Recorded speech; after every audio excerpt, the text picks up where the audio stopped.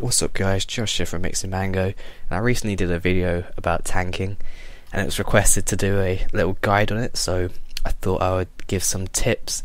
It's kind of hard to release a proper guide because there's so many different bosses and like the techniques are slightly different for every boss, so I'll just give some general tips on tanking really, rather than like a guide for every single boss, because that's pretty hard. And like, it's obviously the mechanics change for each boss, but it's sort of a general like thing you do for each one, which I'll go over. So first thing, tanking is actually pretty easy.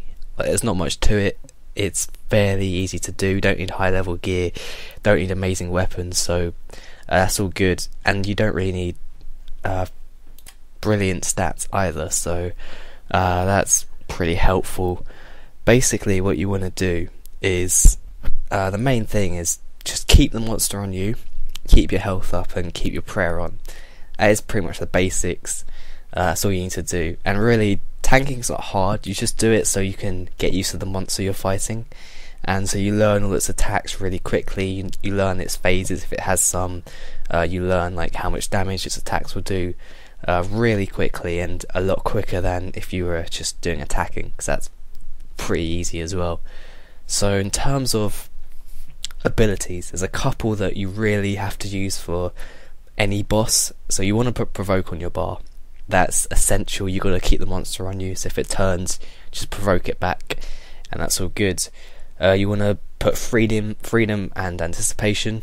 This depends for what boss. Like for Nex you're going to want freedom, for Calfight King you're going to want both freedom and anticipation, so it just depends what boss you're doing. For anything that we will get stunned from, you want to use those.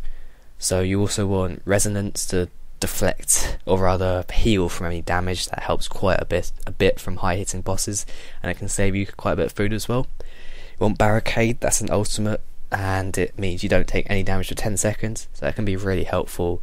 Like for Corp, you can just sit on top of the core with barricade on and he won't do anything for 10 seconds, so that's pretty helpful there.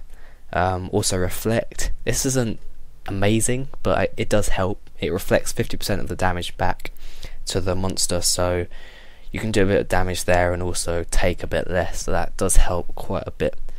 So that's really all the abilities you're going to need.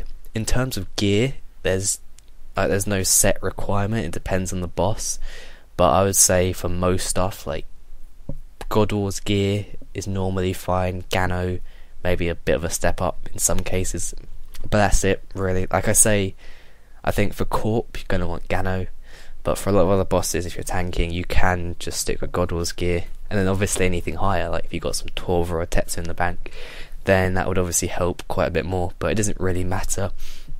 In terms of a weapon, if you've got Chaotix, so if you've got Rapier, then use it definitely. If you've got Drygores, obviously again use that main hand, and that will help a lot. But then you're not there for damage, so even a whip is perfectly fine. As long as you have a good team who will do quite a bit of damage, then it doesn't really matter what weapon you're using, because you're just there to take all the damage rather than do damage. And then as for a shield, this kind of depends on the boss.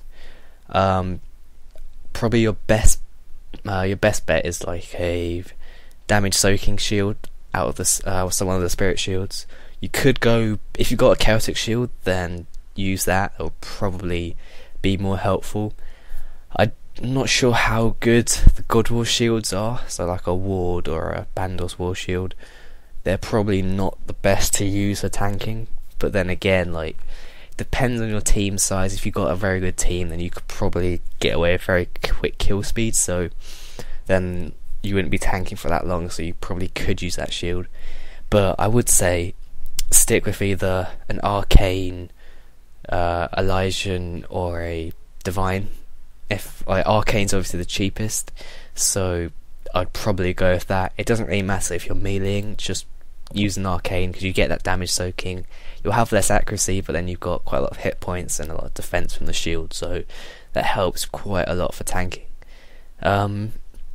So I think that's pretty much all the basics, and really all you gotta do is just try out the boss for yourself, see what it's like, learn its attacks, learn its mechanics, all of that kind of stuff, and that's what tanking does. It helps so much for that kind of stuff and speeds up the process of learning the boss. So that is pretty much all you need to know for tanking. If you've got any questions, just leave a comment and I will try and reply. So I hope you guys enjoyed the video, and see you later.